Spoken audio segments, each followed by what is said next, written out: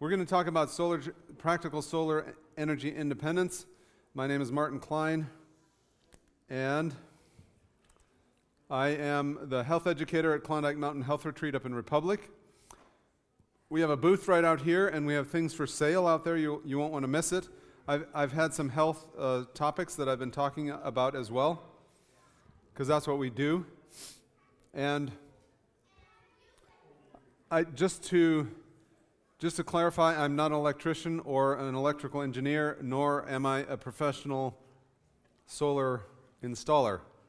But I know a fair amount about it because I've lived off-grid, on solar power, for 19 years, completely off-grid. And we have solar power for the retreat, and I've designed and installed at least 8 systems. So I know a little bit about it. But if you're an electrician or something like that, forgive me if I have some of the wrong terminology. Why would you want to do a solar system? Well, maybe you might have noticed that our world is in chaos, and our country is going down, it seems. And so things are not as dependable as they used to be, it appears, right? The Bible tells us that there's going to come a time, in Revelation 13, it says, He causes all, this is the beast, a beast power that's described there. He causes all, both small and rich, great and poor, free and bond, to receive a mark in their right hand or on their foreheads. That's the famous mark of the beast that most people have heard about, even if they don't know from the Bible what it is. That no man might buy or sell save he that had the mark or the name of the beast or the number of his name. If you actually study that passage carefully, you'll find out that the mark of the beast revolves around worship. Legislated worship, because it actually says that there's going to be individualized economic sanctions against those who do not receive the mark of the beast. And the mark of the beast has to do with worship, which means that it is going to be legislated worship that is the mark of the beast. And I don't have time. By the way, I have written a lot about Daniel and Revelation, and I have a book out there on the table called Glimpses of the Open Gates of Heaven, which is a verse-by-verse study of Daniel and Revelation. But I don't have time to describe to you now what the mark of the beast is. But I'm just telling you it has to do with worship, and it has to do with economic sanctions and eventually a death penalty. And so when we think about that, if we think about our country or our world implementing economic sanctions so that you can't buy and sell, that would give us a good reason to be energy independent, or independent as much as possible from many systems, including growing our own food. The Bible also tells a story about Hezekiah. He was one of the kings. And this is a passage talking about this description. It says, Meanwhile, the king had taken counsel with his princes and his mighty men, and had done everything possible for the defense of his kingdom. He had made sure of a bountiful supply of water within the walls of Jerusalem, while without the city there should be a scarcity. Also he had strengthened himself and built up the wall that was broken, and raised up the towers, and another wall without. Nothing had been left undone that could be done in preparation for the siege. So he had done a lot of work. And he had made sure that he was prepared. That's why we're kind of talking about sustainable preparedness on this weekend. But at the same time, sustainable preparedness isn't the ultimate thing, because if you're only depending on your own strength, you're going to still have trouble, because it doesn't matter what all you do. So if we follow this story a little bit further here, this passage goes on to say, having accomplished all that human ingenuity and energy could do, he had assembled his forces and had exhorted them to be of good courage. Great is the Holy One of Israel in the midst of thee, had been the message from the prophet Isaiah to Judah. And the king, with unwavering faith, now declared, With us is the Lord our God to help us and fight our battles. So the second part of his preparation was his dependence upon God. And so you can do all you want to be independent of the system, and somebody can come up with a shotgun and shoot your solar panels, right? And then what are you going to do? So we want to be prepared. We want to do whatever we can humanly possible, but at the same time we have to realize we have to depend on divine power. And so that's why we're talking about solar energy today. Everywhere you look, you've been stepping on solar panels as you walked in this door. Did you know that? You've been walking all over solar panels. There's solar panels everywhere. You know what I'm talking about? Plants. Plants are solar panels. They collect the energy of the sun and they turn it into energy that they can use. And so every blade of grass, every leaf on a tree is a solar panel. Think about that next time you plan for a solar system. So basically, we're just doing a clumsy version of what God did all over the planet when we set up solar panels. So this is one of the solar systems I helped design and install. It's a big one, 60 panels. And in this house, they actually powered everything on solar, including a solar-powered car, a battery-operated car, a fully electric car.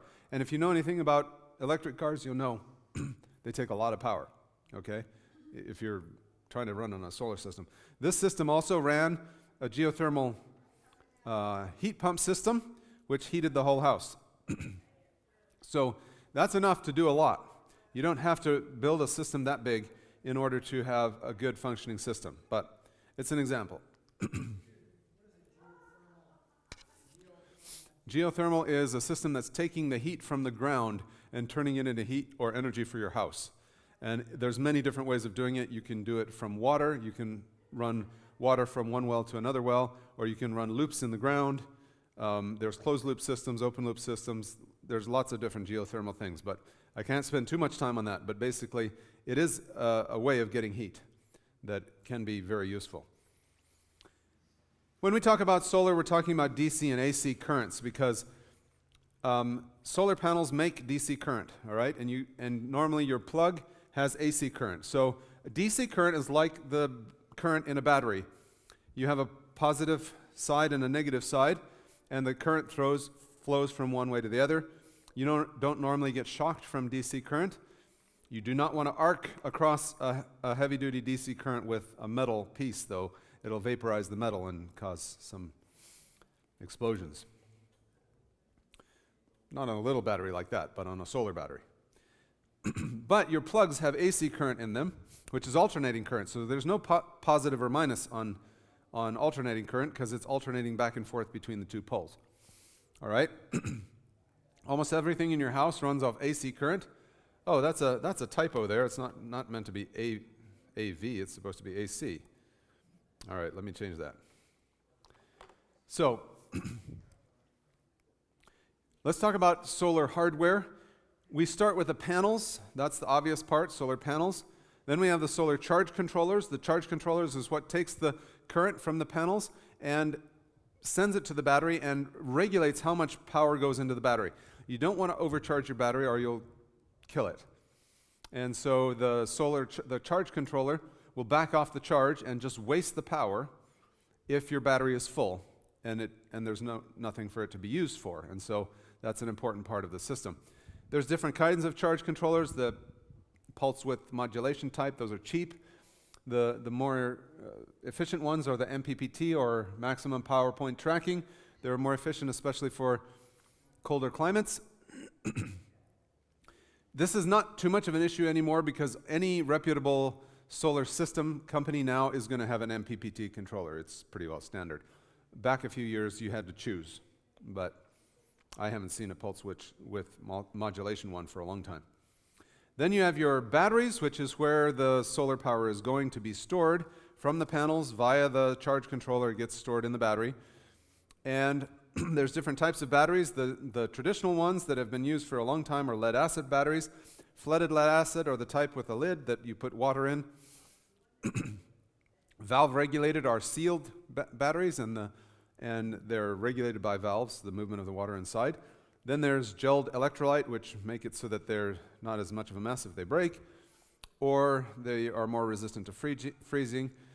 And absorbed glass mat batteries, AGM. These are all lead-acid batteries. Then you have your lithium iron phosphate batteries, which are becoming quickly the standard for solar systems now. And I would never go with a lead-acid battery anymore now, okay? That's what people have traditionally used. You go with the lithium iron phosphate. Though they're becoming more affordable now. They were really expensive for a while. And then the most cutting-edge technology is the lithium titanate, which is a battery that is much more resistant to ranges of temperature. It could almost be outside in many climates. Normally, most other batteries have to be in a bit more of a controlled environment. But they're super expensive because they're new technology. And they're also a bit heavier than the lithium iron phosphate batteries. So I don't think they're as heavy as lead acid, though.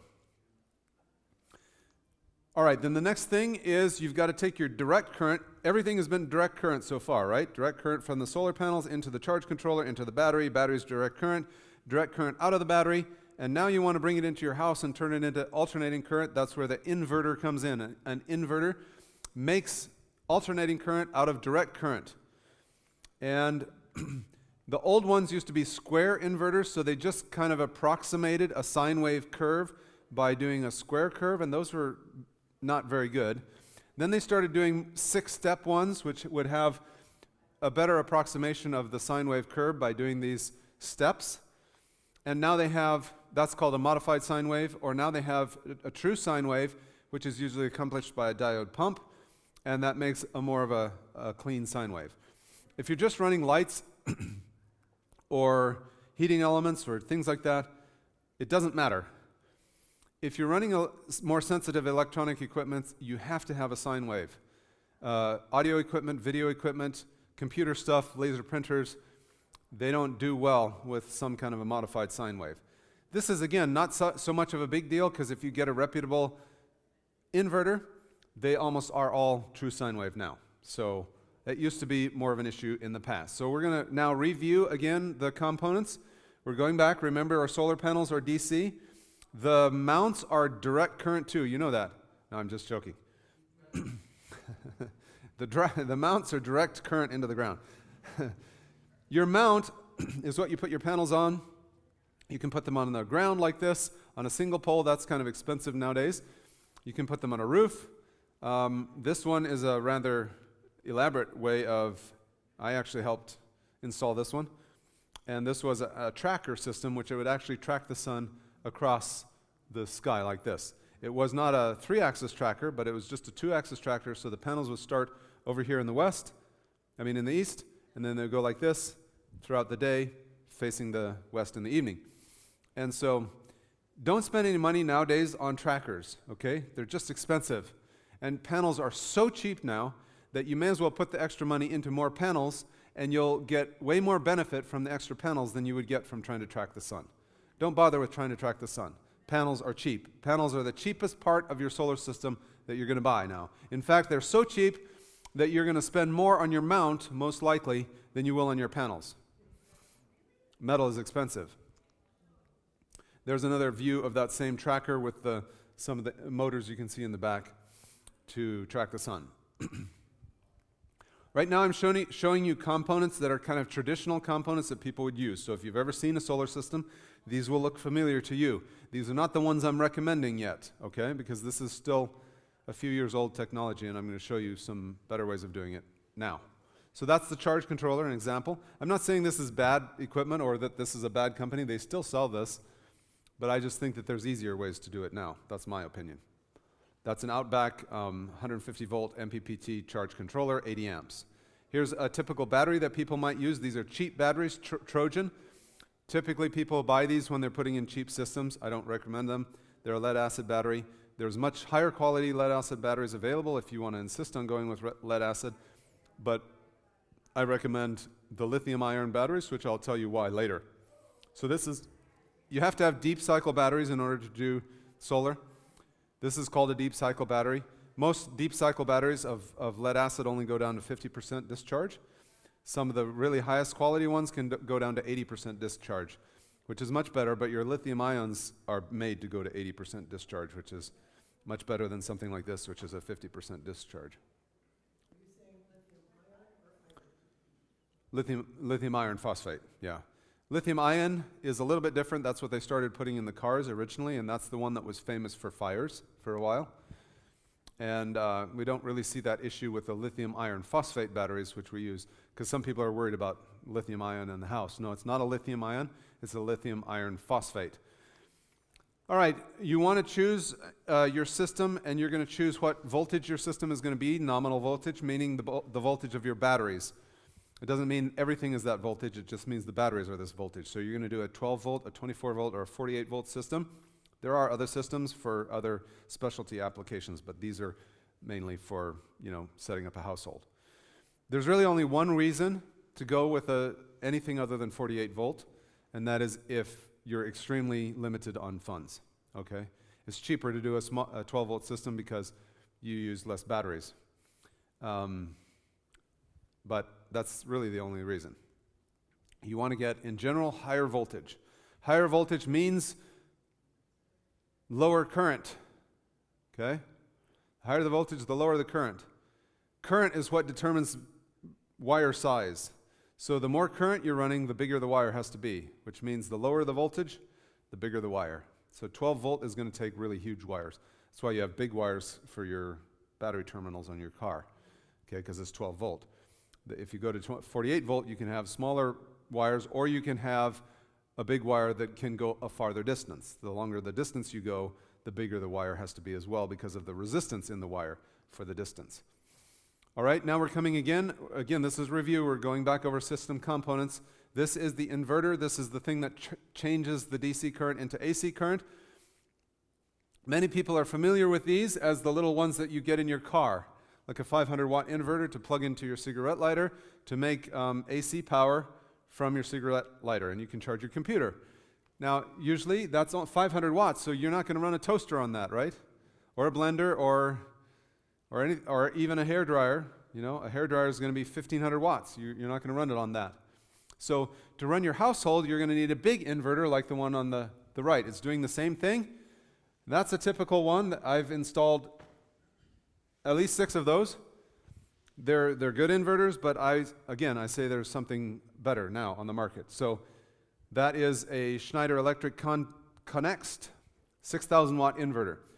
One thing I failed to mention in my previous lecture is that most of these inverters can be paralleled, and so if you want an even bigger system, you can put a bunch of them together. And so you could put, like at our retreat, we have 3 of these paralleled together. And so it's a 6,000 watt inverter that gives us 18,000 watts of inverter capacity. That means you can run 18,000 watts of appliances at one time, okay? So you think about a dryer. What is a dryer? 4,500, 5,000 watts, yep. So you run a dryer and you run a well pump, 700-800 watts, and you run a hot water heater, 4,000 or 500 watts, 4,000 or 5,000 watts. So now you're at 10,000 watts if you want to run all those at the same time. See that? See how that works? Yes? So that would count the 220 It depends on the inverter. You have to make sure if you want 220 that you get a 220, one that's capable. You can buy ones that'll only do 110, but a lot of the good ones or the higher end ones will do both, because most people who are doing a whole house want to have both, because you want to run your 220 appliances at the same time. Here's an example of a system that I installed. One of the first systems. It's a small system. There's the Outback charge controller on the left, the black thing, and there's a smaller version of the inverter that you just saw is there on the wall, the white one.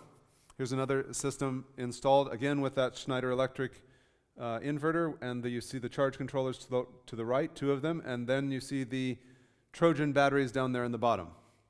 Again, we're not going to use Trojan batteries today, or lead acid for that matter. So now let's divide solar systems up into 4 different types of solar systems: definite purpose, grid connect, off-grid, and grid assist, or hybrid, okay? We're going to talk about each one of these. A definite purpose, and I'll go back through them twice. This is a definite purpose solar system. These are often used by farmers for cattle troughs. They have a well out there way too far away to put power to, so they put up a couple solar panels, and they put a pump in the well, and they pump water into the cattle tank, right? That's a definite purpose. And I'll show you diagrams of these in a minute to show you which components each of them use. This is a grid connect one, and these are the kinds of solar systems that they use in California. You're not going to put this kind in here, okay? Because it doesn't make any sense. Also, we're talking about sustainability, right? This doesn't make a sense for sustainability because there's no battery in this system. This is connecting to the grid, it's feeding power into the grid, and the people in California get big energy credits for doing that, so they like to do that. And it brings down the cost of their electricity. So they feed power into the grid during the day, and it powers their house during the day. And then at night, it automatically switches to the grid, and they're using the grid. So the grid is like their battery, but they don't have any battery in this system. So if if the grid power goes down, what happens? They're out of luck. Okay, it's not going to do them any good. Maybe they'll have some power during the daytime, but when they need lights at night and stuff like that, they're going to have no power. Okay? Then there's off-grid systems. This is actually a picture of one of my systems, my first system that got me started on solars. And I didn't install the whole system. Part of it was already there. So this is completely off-grid. There's no grid there. And you have to have a battery if you want to have any electricity at night, right? So let's go back through these types of systems and let's look at them from a diagram point of view. Here's a definite purpose one. You would have just a panel and you would have an inverter if it was an existing well that already had a pump in it, right? That's probably an AC pump, and so you'd have an inverter to make AC to run the pump. Now, if you were just putting in a new well and you hadn't yet put in the pump, you could dispense with the inverter by putting in a DC pump, right? And then just run it straight off the battery, off the panels. But if it's an existing pump, it's likely going to be an AC pump, and so you would probably have to use the inverter in that case. Here's a diagram of a grid connect system, and notice that there's no battery. You're connected to the grid, you've got the inverter to make AC current out of DC current, but there's no battery. But notice there's a safety. It says safety there. That's a safety switch. Basically, that's a disconnect, because whenever you connect in any way to the grid, whether it's in this kind of system or in a hybrid system, which we'll talk about in a minute, you have to have a disconnect, because the grid is going to be very unhappy if they think the power is off and they're working on the power and you're feeding power back into the grid. Okay? They're not going to be happy. Now, any competent electrician should be treating those wires as hot, even if he knows they're dead, but they don't want you to do that. You'll get in trouble. So you have to have a disconnect, which is basically a huge switch. It's a big box with a big handle on it. It's got 3 positions. Okay, so you pull it down to take it off your solar system, and then it comes to a center part, and you pull back a little link there, and you go and pull it all the way down, and then it connects to the grid. So the one position is grid, middle is off from both, and top is on solar. Or it might be reversed if you wire it differently, okay? So that's the safety disconnect. And you have to have that if you're connecting to grid. How many people here are totally off grid, not connected to the grid whatsoever? Okay, that's what you're off grid? Not where I'm living, but our property is off. Your property will be. Okay, so for most of you, you're going to be, if you're thinking about putting in a solar system, it's going to be a backup to the grid. So you're already connected to the grid, which means you're going to have the disconnect, okay? If you have an off-grid property, you may not have to worry about the disconnect if you're never going to connect to the grid. Or if you are someday, then you leave that till then. So here's the off-grid version, and this basically you're not connecting to the grid, so you don't have any safety. But you have your charge controller and your battery, which you don't have on the grid system, okay? And then obviously you have your inverter, which goes to the load, meaning the electric appliances you want to run. And then you might have a backup, which is probably a generator, and that's going to be necessary in most systems, solar systems, because it gets cloudy sometimes. And if your batteries are totally dead, you're going to have to run your generator. That's mostly important when you are totally off-grid. Now, if you're all connected to the grid, you could use the grid as your generator, backup, except if it doesn't exist, right? So you might want to have a generator, but you probably don't want to put in a huge amount of investment into a generator if you're already connected to the grid, because your generator is just going to be a real backup to the grid. So far, it's cheaper, especially in Washington State. We have cheap electricity compared to most of the country. It's cheaper to run off AC, run off the grid, than it is to run off a generator. You'll spend more in diesel or gas than you would spend to run from the grid. So you won't be regularly using a generator if you have grid power. You'll be using the grid as your backup, unless the grid is not there. Yes? Given our amount of sunlight that we possibly have in this Western Washington, right? Yes. If we were in Arizona, it's a different question, right? Mm-hmm. And I saw some formulas that said that we just don't have that much sun compared to other parts of the country. That's right. So given the cost of a solar system, which I granted is a backup to the grid for all of us except for maybe you, Mm-hmm. does it really economically make sense given other options? Like, I have a generator hook up on my house that was new, a new Yeah. house last year, and I could flip on the generator, it'll run the whole house if I get a big enough generator. Would it pay to spend 40 grand for a solar system to run the whole house versus... It doesn't pay right now. That's why I say philosophical. It doesn't pay right now if all you care about is money right now. It'll take you a long time to pay that off. Power is cheap, and if you go on all the assumptions that everything is going to be as it is now, it's not going to pay. Okay, because... But the point is, what we're doing here is we're talking about sustainable Right. living. So what happens if you don't have grid? What happens if all of a sudden the economy collapses and now instead of 10 cents a kilowatt hour, now you're paying 65 cents a kilowatt hour? Right. Then it's a totally different story, see? No, I totally get it, and I'll hand the mic over in a second.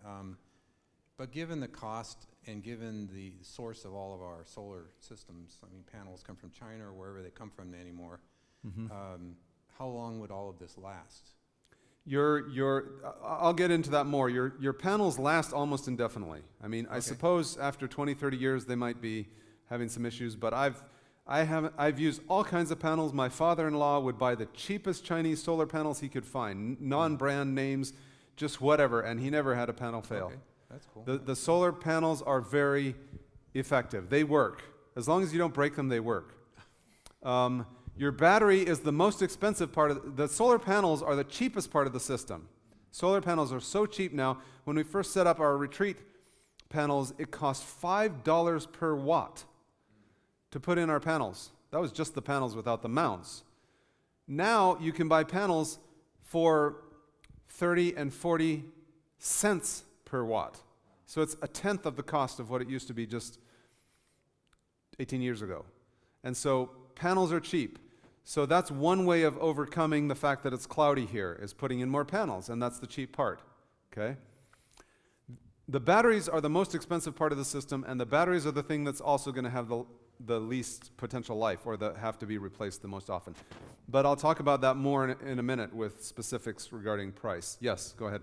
So I read something a while back about panels that when it rains on them, the vibration that the rain causes actually produce power rather than the sun. I have never heard that.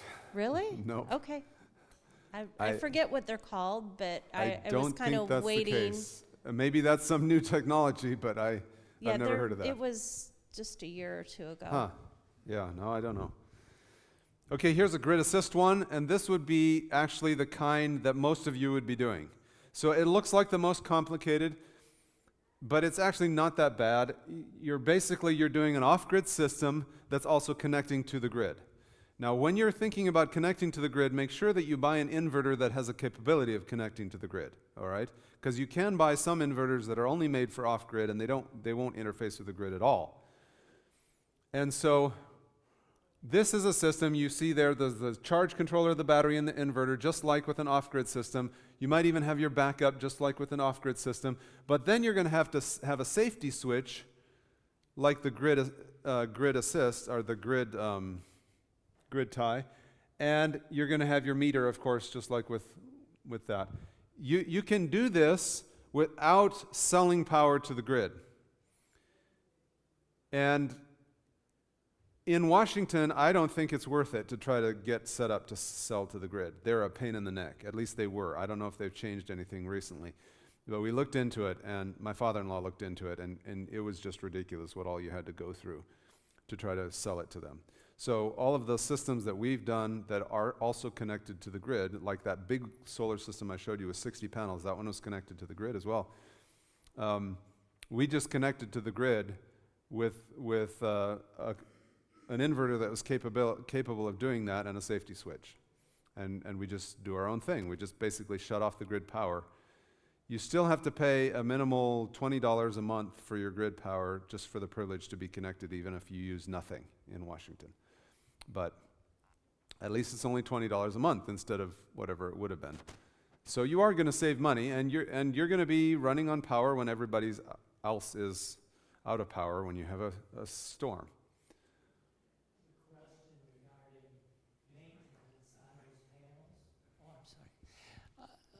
My question is, maintenance on those panels, if they're on a roof Yeah. over top of your shingles and you spring a leak, all those panels have to be removed and reshingled. Is there any protection that you can put? If you're putting panels, I'm recommending people do their own solar systems here because you'll save lots of money. Because if you budget $30,000 for a solar equipment, and you have a professional install it, you better budget at least $30,000 for them to install it. Even though they're really easy to install now, and it's probably they're making a really big markup, but that's just the reality of it. They're going to charge you $30,000 to install it. So a $30,000 system becomes a $60,000 system. So you can save a lot of money by doing it yourself, and they're really super easy now, and I'm going to show you that. But if you're installing panels on your roof, I recommend that part be done, unless you're a roofer, by a professional. Because, yeah, you don't want to have a leak once you installed your panel on your roof. Otherwise, there's really no maintenance for the, well, you have to sweep the panels in the winter if there's snow on them. So that's the maintenance for panels. But otherwise, yeah, if you had a leak, your roof is probably going to last longer with the panels up there because there's nothing on the roof. The rain hits the panels and runs off the panels, and the snow is on the panels, not on the roof. So your roof will probably last longer. But you probably want a professional to do that part. So as I said, modern solar systems are super easy, and one of the reasons is because they've taken a bunch of those components and they put them in one box now. And so these are all-in-one solar systems, basically. And they include, the inverter is in that box. Those boxes contain 2 to 3, these ones right here contain 3 charge controllers in there. So those separate things that I was showing you, the charge controllers, there's 3 of them in these boxes, each of these boxes. And they include the breaker panels. Now some of these all-in-one units, some of the cheaper ones don't have the breaker panel units, so you'll still have to be connecting breakers and mounting a bunch of extra stuff. But these particular ones right here have everything combined, except they don't include the solar panels in there. They haven't got that good yet. And they don't include the battery in there yet, okay? So basically, if you do this kind of a system, you literally, that thing's about 70 pounds. You mount it on the wall, you connect the battery, you connect the solar panel wires to the inputs for the charge controllers, and you connect your AC to the output. That's it. And people are charging $30,000 to put those in. And the professionals can install that. Aside from actually setting up the panels and putting the mount and putting the panels on the mount, which is the most labor intensive, this part they can set up in a couple of days. So it's, and you could set it up in a couple of weeks at least. How much wattage is one of those? These two are larger size systems. Both of these are 12,000 watts each. I really recommend, if you want to go with the top of the line thing, the one on the left is an American made. It's called Solark, S-O-L-A-R-K, and they have very good equipment. I haven't actually installed one, but I've looked at it a lot. And from what I see, I think they're very good and they'll be super easy to install. This one is made in China, but it is obviously made to kind of compete with the other one. And it's also very good quality. At the smaller sizes, it's way cheaper. So if money is the consideration, you want to go with the right one. At this size and bigger, obviously Solark is trying to compete with the bigger markets. So they've brought their prices down. So this one is $5,300 and that one is $5,600. So they're about the same price. The Chinese one a little bit more expensive. When you go to the next size down, you have a 6,500 watt and a 6,000 watt. So they're close to the same. The Solarc is 4,500, hasn't gone down much in price. And that one over there is, they're selling refurbished ones right now for $900, $912. So you can see the price drops way down on the smaller ones. So, yes, and I didn't say that in my previous lecture. All of these modern inverters can be paralleled with a bunch of them. And some of them, I don't know the specs for these off the top of my head, but I think you can chain at least 6 of them to make a really huge system. Yes? I get Solar. What would you name the other one? EG4. EG4 is the brand. Is the brand. And I have installed those, and I think they're good. In fact, I recommend their batteries, and I only recommend their batteries, and that's because the price is just so ridiculously different. Lithium iron phosphate batteries started out as expensive because it was the new technology, and they're starting to finally come down, but a lot of the companies haven't caught on that other people are charging 1/3 of the price. So a lot of these lithium iron phosphate batteries cost 3 times what these cost. I've put in 2 systems with these batteries, and including a system that I use, and they're good. I think they're excellent quality. The best lead acid batteries that you could buy, which is what I had before, are rated for 4,000 cycles to 50% discharge, or 4,000 cycles to 50% discharge, and 2,000 cycles to 80% discharge. Okay, that was the best lead acid batteries. These are rated to 7,000 cycles to 80% discharge. So even if you pay the same price as you would for the lead acid batteries, you've got twice the life here. Okay, potentially more than twice the life if you go to 80% discharge. In fact, you got about more than 3 times the life here if you're going to 80% discharge. What that means, 7,000 discharges means you can charge and discharge from full to 80% discharge every day for 15 years. So that gives you some ideas of life. These things are designed. Now, I suppose that some of that is a little bit theoretical still, because these things are new. So whether or not they really last that long, but that's what they're telling us, that's how long they last. Yes? Again, a question on maintenance. There isn't anything that you really need to do. What about climate control as far as keeping them at a certain temperature? Almost all batteries, you do not want them to freeze. You never want them to go below freezing, and they're going to be a lot less efficient if they're nearing freezing. So it's not that you have to heat. Normally, if you have your inverters and your batteries in the same room, the inverters provide enough heat to keep the batteries at a reasonable temperature. And so the new lithium titanate are supposed to go, I think, to 20 below zero or something like that. With I'd have to look it up again. I just saw it and I was completely blown away by it. But again, those are insanely expensive. So lithium iron phosphate, you still have to keep it from freezing, just like lead acid. The closer you get a battery toward discharge, the more the solution is like water. The specific gravity goes down and gets close to water, which means the easier it is to freeze them. So if you're going to freeze your batteries, you're going to damage them when they're almost discharged. So if you have very cold weather, do not discharge your batteries very far. Keep them charged up, because then the specific gravity is much higher and the freezing point is much lower then. So this is the EG4, same company as that inverter.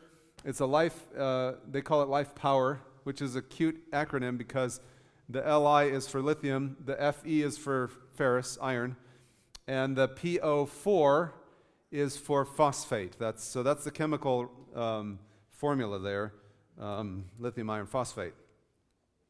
This system right here, that's 6 100 amp hour 48 volt batteries right there. So that's 600 amp hours. And you could comfortably live on that for 2 people.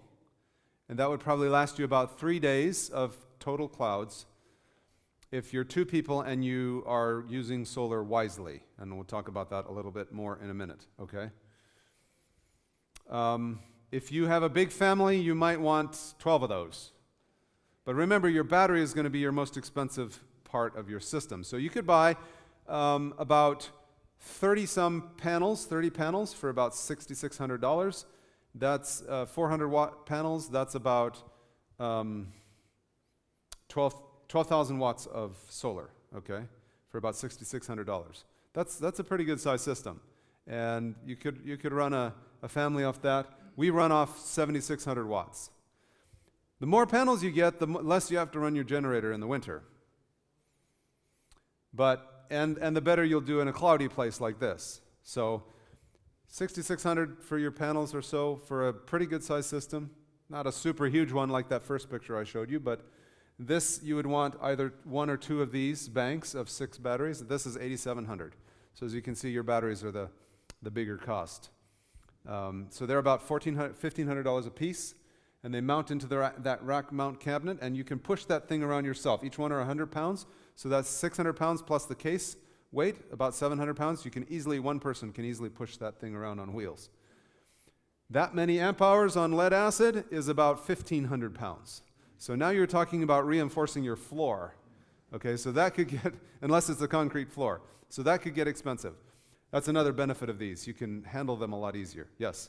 So how many amp hours to get to your 12 volt, your 24 volt, or 48?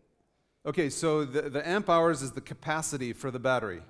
Each one of these units right here is 48 volts already. So in many of those lead acid batteries, they would be 6 volt batteries, and you'd have to put a whole bunch of them to get up to 48 volts and chain them together. You'd have to put them in series until you got to 48 volts, right? These are already 48 volts, each one of those. So you could buy only one of those if you wanted. 6 of them are giving you 6 times the capacity, storage capacity, but they're still all 48 volts. And instead of putting them in series, which would add the voltage, you're putting all of these in parallel. So that system is all 48 volts right there, because each one of the components are 48 volts, and we're putting them in parallel instead of in series. If you're going to do solar, you'll have to learn maybe a little bit about electricity, like paralleling and putting things in series and stuff like that.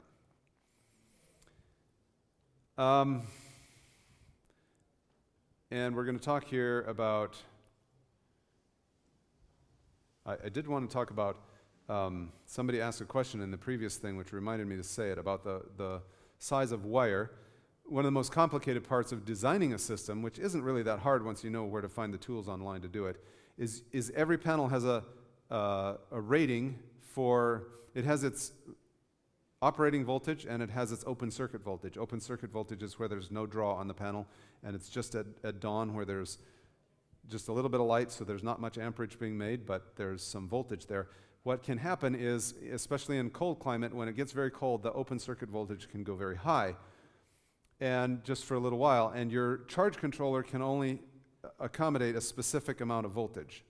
So the old charge controllers could only accommodate about 100 volts, which meant that you had to keep your voltage pretty low on your panels. So you only could series a couple of panels, which meant that your voltage being low meant you had to have big wires. Now these ones that I'm telling you about now, they have 500 or 600 volt limits on the charge controllers, which means now you can take a bunch of panels, maybe 8 or 10 of them, and put them in series and get up to, say, 450 volts coming off your panels. And that allows you, I've only got 5 minutes left. That allows you to use smaller wire, okay, way smaller wire. And so there's tools online that you can actually put this in and it'll calculate it for you. And so that's one thing that you want to keep in mind. When you're buying you want to know the maximum voltage that the charge controller can accept. And then the charge controller takes that 400 or 500 volts and turns it into the 48 volts that is needed to charge the battery. And so, but at least from the panels to the charge controller, you can have a high voltage, which means you can have much smaller cable. All right, so living with solar, there are some things you want to do. You live a little bit different. You can have all your modern conveniences, but you're going to do things a little bit different because you're going to be more energy conscious. Number one, you want to reduce certain loads. It used to be really important to have a super high efficiency refrigerator. That's not so critical anymore because in the last 15, 20 years, a lot of the refrigerators have gotten a lot more efficient. And so mostly you can use store brand refrigerators. You might look for one that has a better efficiency rating. Your lighting, you're going to want to change all your lighting out to LED. You'll save a ton of power by not using incandescent. You probably already know that, but that's important with solar. You want to be careful about your parasitic loads, meaning stuff that's just on and running all the time. You know, you'll be turning some of that off a little bit more. Although with these bigger systems that I'm talking about for a whole house, it's not so critical anymore. It's a little bit more insignificant.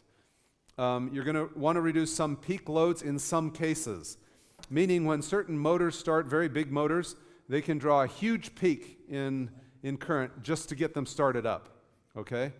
And that was more of an issue also back when people were trying to skimp with the size of the solar system because of the cost. Now it's easy enough to get a big system that most motors can start. My father-in-law, who did that big system with 60 panels, he was running big machining lathes and with massive motors and huge air compressors and things like that. I run a welder all the time off my system, and my system isn't even close to that big. And so you can run a lot of things. If you really need a really big motor to start, and it's too big for your system, you can use a 3-phase motor, which some of the really big motors are anyway, and then you can put a VFD on it, which is a variable frequency drive, which is a slow start, and it'll spin the motor up slowly without causing that big peak draw to start the motor. But that requires a 3-phase motor. You could do that in your well pump too. But again, that requires a 3-phase motor to be put down there. So if you haven't already put a 3-phase motor down there, it might be better to put your money into a bigger system that can start the motor that's in there rather than having a specialty motor in your well. It just depends on how much you're trying to run all at one time. The other thing you're going to think about is if you're trying to be off-grid completely is you're not going to reasonably put in a reasonably priced system and try to heat your house with it, unless you're doing a geothermal heat pump. Because in a geothermal heat pump, it's just running the heat pump and it's running the pumps to pump the fluid. It's not creating the heat, it's getting the heat out of the ground. The easy way to do it would be with an air source heat pump, and I'll show you an example of that in a minute. There's no such thing as efficient heat unless it's a heat pump. Don't let anybody tell you that their heater is efficient. It's not. They're all the same unless it's a heat pump. A heat pump uses about a quarter of the electricity of other sources of heat, and that's the only way to get efficient heat.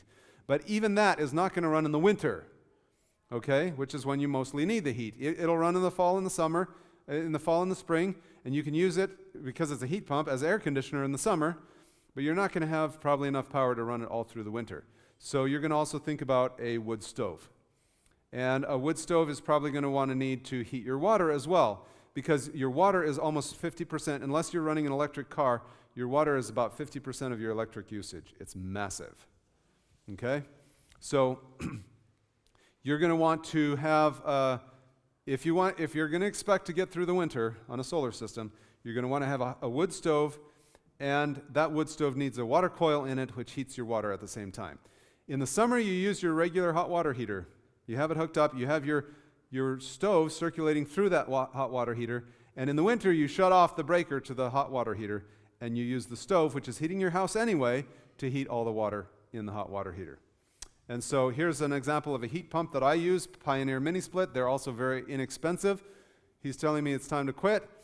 It's about $700 for a small unit there, or $1,500 for a double-sized unit. You want an Amish cook stove with a water coil in it to heat your house and to heat your water. And here is an example of a VFD, which I told you about before, the variable frequency drive to run a big motor. Sorry, you didn't get a picture of it. Go ahead.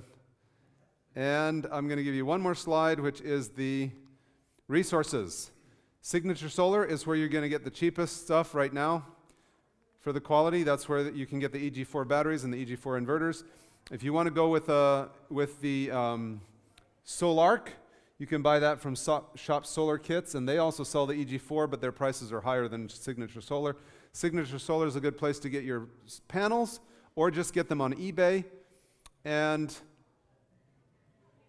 Hup Solar is the best lead-acid batteries if you really want a lead-acid battery. And I didn't mention in my previous lecture, Iron Ridge is a mount that I recommend.